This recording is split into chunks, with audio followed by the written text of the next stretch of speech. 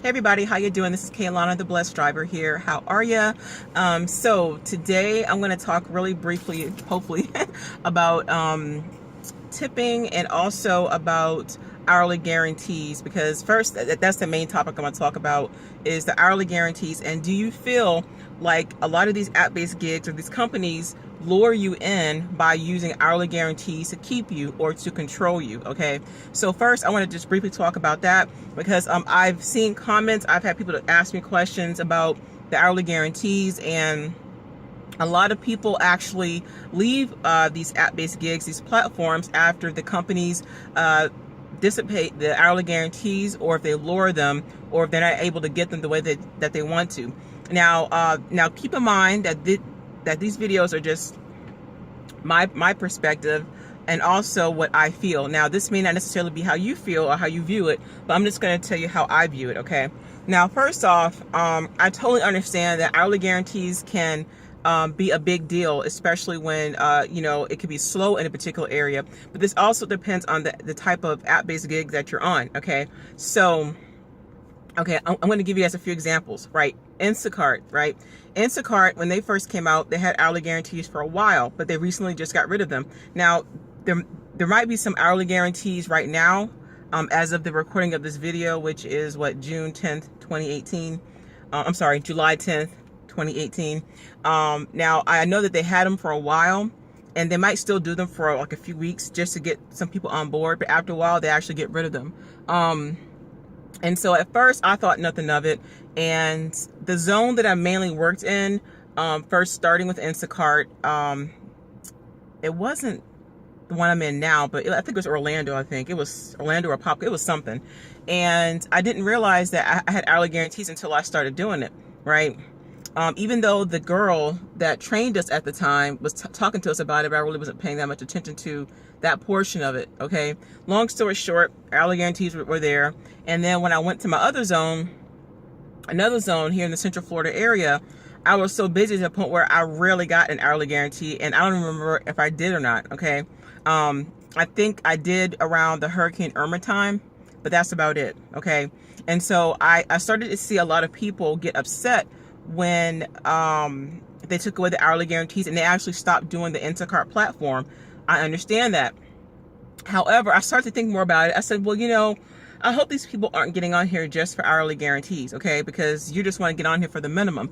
That's not always the case. Okay, so just hear me out before you get upset. Okay, so then I started to notice that, if it's slow, you're not making any money per hour, because, if the company, for instance, Instacart, if they're not sending you out on a batch or an order, then you're not making anything at all, right? If there are no hourly guarantees, okay? So that, I totally get that, right? But this is recent, like around the time like where they were cutting the fees and stuff like that, as far as how much they were paying us. They were cutting like our wages and stuff like that. So that's when the hourly guarantee started to go away. And so some shoppers felt like, hey, this is not worth my time anymore. I'm just going to leave the platform, because if I'm just going to sit here and wait for a batch, I might as well be working doing something instead of me, sitting here doing nothing and not getting anything hourly, which makes a lot of sense. But at the same time, coming from Instacart's perspective, they're probably just doing it to save money. Now, I don't know what they're doing with the money. Of course, we all know about the whole corporate greed stuff. I'm not going to get into that because that's a whole different vlog. However, I started to think about even with Grubhub, okay? Now, Grubhub has hourly guarantee, and I know hourly guarantees are different in different zones, just like Instacart. They vary by zone, state, where you are, and stuff like that, okay? And so with Grubhub, their hourly guarantee here in the area that I'm in Central Florida, it's like $9 an hour. If it's slow, if you don't get anything, that's like at least $9 or more, or like they'll give you the difference if it's like at least $9 or less than $9, right? So I started to see people get upset because it's almost like Grubhub will send you an order that's so far out for so little money, and then you're not able to get your hourly guarantee if you end up rejecting the order, if you don't have at least 85% acceptance rate or higher. And so I started to realize, maybe they're right. Because over a period of time, I started to notice that I would get those. Like, I would have a great acceptance rating for a while, maybe for like a few days or maybe for a few hours or whatever. And then out of nowhere, they would send me that one order that nobody wants. And then it would, because it would get looped around the system, and it would be like a $4.98 order with no tip. And then if you reject it, then you're down to like 80% or 70% or whatever, like depending on how many orders that you've done for the day. And so, and then of course with the whole acceptance thing, it kind of messes up your way of getting early access to pick your schedule. For me, I don't care, because I still pick my schedule on Saturdays, and I can still make like 50 some hours a week. You know what I mean? But and now that I see it, hourly guarantees make sense if it's slow. However, I just don't think that it's fair and it's right that a lot of the companies offer hourly guarantee but make it so hard for you to get it. But at the same time, a lot of people that are on different platforms only just want to try to use the system just to get hourly guarantee without working. For instance, intentionally staying home without actually, doing something like being proactive to go out to get an order. You know what I mean? Like, I understand if if you want to stay home for a minute to get an order, that's different if it's slow. But I know that sometimes Grubhub does deactivate people if they intentionally stay at home to get hourly guarantee, but intentionally reject orders so they can get it, or if they don't, I don't know how they do it. But regardless, my thing is, if companies are going to be that manipulative to try to, get you to stay on a platform by offering hourly guarantees, but at the same time making it hard for you to get it, then they need to just get rid of it altogether. You feel me?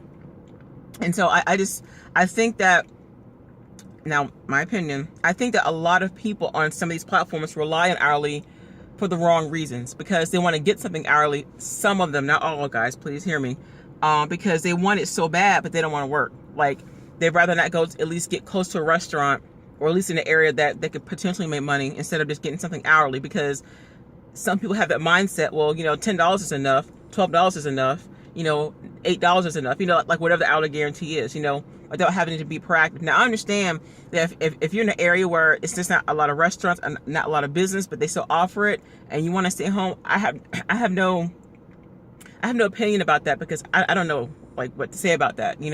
How you choose to get it is how you choose to get it. But I'm talking about the way that these companies are doing it, where it's almost like they offer the hourly, and it seems like they try to do it to keep you on there, just so you can try to stay with them or whatever, so that way they can keep the momentum going to have somebody like basically a warm body to deliver the food. You know what I'm saying? And so and then penalize you if you choose not to accept an order. You understand? I totally get it if they send you not batches, but orders that are like low. And as an independent contractor, of course, I understand that we have a choice in accepting what we want and what we don't want. Like, I totally get it. There's nothing wrong with that. Okay, I'm not saying that, but some drivers, like I've talked to personally some Grubhub drivers that are okay with taking low orders just so that way they don't mess up their acceptance rating. That's their prerogative. And my thing is, if they want to take $3, $4, $5 orders, $6 orders, that's their business. I've taken small orders before, but not because I don't want to mess up my hourlies, because I just wanted to take it because I felt like it. And so I don't want to criticize anybody for choosing that, because they have a right to.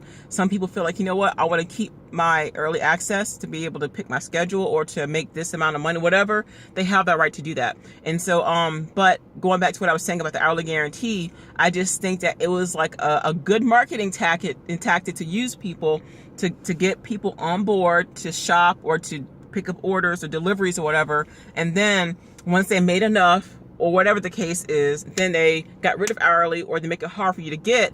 And now it's like, okay, what next? Okay, so I'm just going to sit here with my order. Kind of, yeah. Because, we're not technically hourly employees, even though they kind of treat us like hourly employees. You know what I mean? So I know like most pizza places like Pizza Hut, Papa John's, I think Domino's, they do, like, of course you get paid hourly, but you also get paid tips and stuff like that.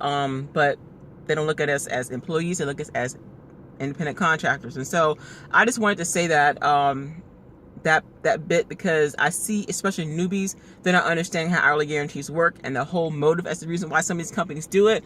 And I can understand a business perspective on how and on having that, but I guess if you're not making that much money, if you're not bringing in enough, the return on your investment, and then I understand why some of them lower the hourly, or why they get rid of it, or why they make it hard. especially if they're not making as much money or if they're losing.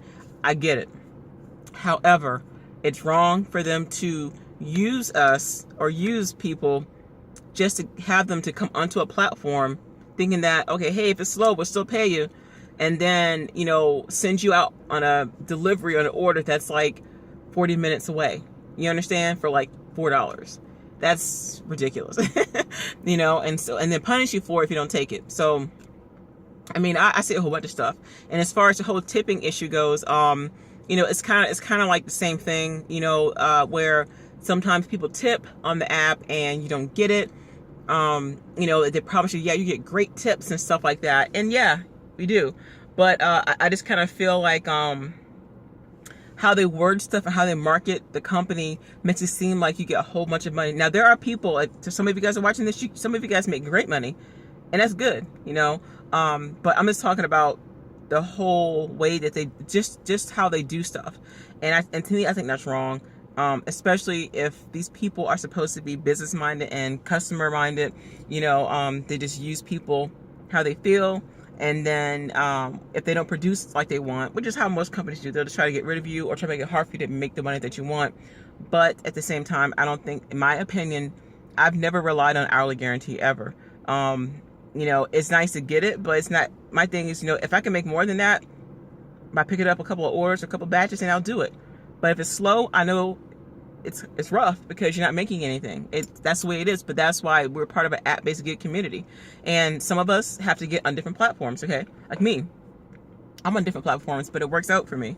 But if it's slow, it's slow. And so if I don't get hourly, I don't care. So, you know, if I'm at 100% and they want to send me an order that's like so far away and I'm barely making anything, and if I don't want to take it, I don't want to take it. But I do have other ways to make that money up, you feel me? And so, but I don't know, that's just my 2 cents, guys. And I wanted to share it with you, especially for those of you guys that are frustrated about, you know, being on platforms where they got rid of hourly, or if they're making it hard for you to keep it. You know, in my personal opinion, I would not personally rely on that. Don't just get on an app-based gig just to make hourly, just the minimum. If you're not willing to make forth the effort, at least try to make more than that, because that's not where you're on it. You're not on it just to sit and do nothing. That's why we're drivers. But if you're in a slow area, I get it, and you want to, you know, you want to at least be compensated for that, yeah. But my thing is, if they want to do that, they need to make us employees, not independent contractors. You feel me? But they're not going to do that because they don't want to pay us unemployment. They don't want to pay us, you know, for insurance. You know, they don't want to go through all of that, so they make it hard. So that's my 2 cents. And you know, I've had people ask me about that. What do you think about hourlies? So that's just how I feel. You know, it's manipulative, like I said, how they do it. They get away with it, yeah. But my only suggestion is hang in there the best you can, and try to stay busy as much as you can. And always, like I always say, if this works out for you, good. And if it doesn't, that's all right too. You know, move on and do something else. All right, holla at y'all later. Peace.